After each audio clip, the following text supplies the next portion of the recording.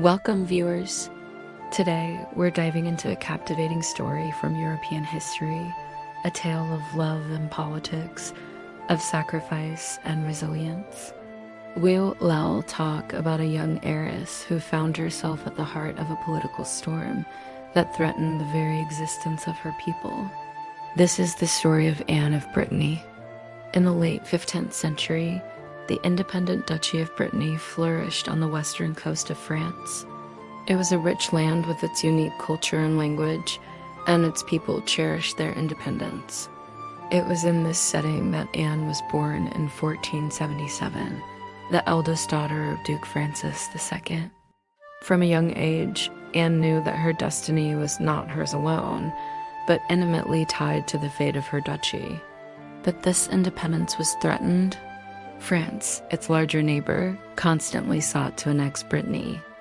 With the death of her parents, Duke Francis II and Duchess Margaret, Anne, at just 11 years old, became the reigning Duchess of Brittany and the protector of her people against French ambitions. Anne found herself in an unenviable position. Brittany was exhausted after years of conflict with France, known as the Mad War.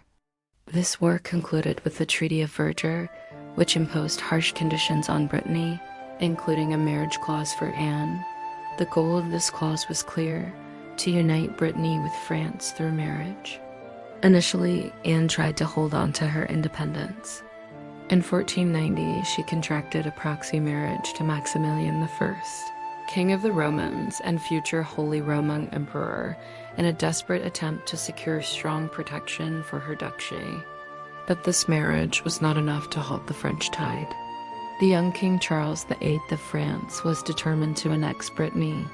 He led his armies to Rennes, the capital of Brittany, besieging Anne in her castle.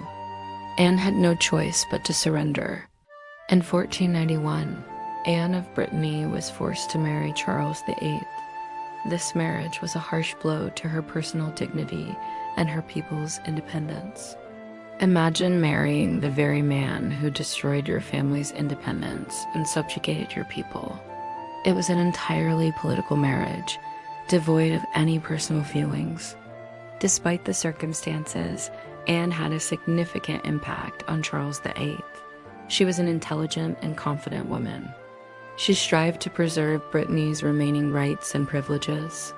She ensured her name was mentioned as Duchess of Brittany in official documents, and affirmed that her children would be considered heirs to Brittany.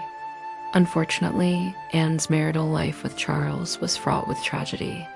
She lost many of her children at an early age, leaving her in deep sorrow. When Charles VIII died suddenly in 1498, Anne found herself a widow at the age of 21. According to the marriage treaty, if Charles VIII died without a male heir, Anne was to marry his successor. This successor was Louis XII, Charles's cousin. Once again, Anne found herself compelled to marry for political reasons.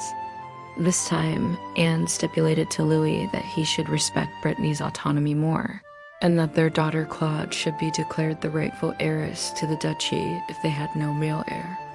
Throughout her marriage to Louis XII, Anne dedicated herself to her role as Queen of France, but she never forgot her Breton roots. She was keen to promote Breton culture and protect its interests. She was a beloved queen in France, but in her heart, she remained the Duchess of Brittany, fighting for her people. Anne of Brittany died in 1514 at the age of 36. Her life was not long, but it was incredibly influential.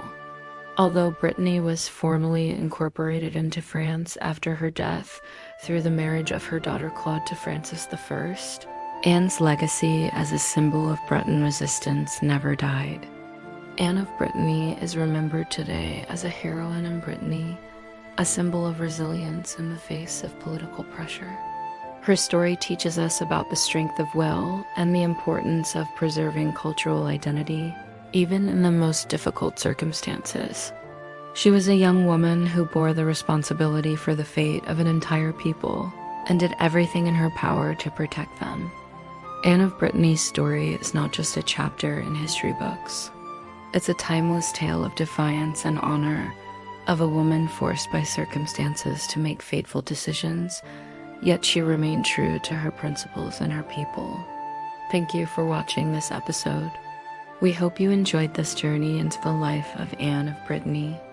Don't forget to like the video and subscribe to the channel for more inspiring historical stories. See you in the next episode.